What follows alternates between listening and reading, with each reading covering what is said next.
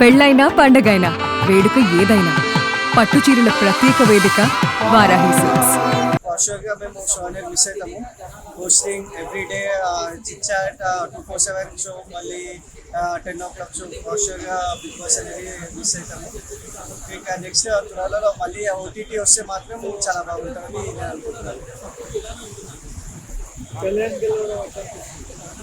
కళ్యాణ్ గెలవడం అయితే okay, but కొంచెం వర్క్ క్యాండిడేట్స్ ఉన్నారని అనుకుంటున్నాను. ఎస్పెషల్లీ ఇమాన్యుయల్ గెలిచాడు అని నాకు అనిపిస్తుంది. ఎందుకంటే తను ఆల్ గేమ్స్ ఆడాడు, no fake thing.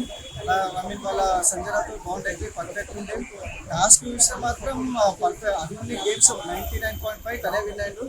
So obviously Emmanuel win అయితే ఒక డిజర్వింగ్ క్యాండిడేట్ అనిపించింది.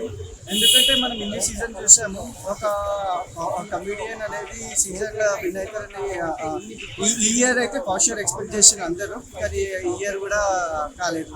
అదొక డిసప్పాయింట్మెంట్ థింగ్. జమాన్ పవన్ గేమ్ మంచిగా ఉంది.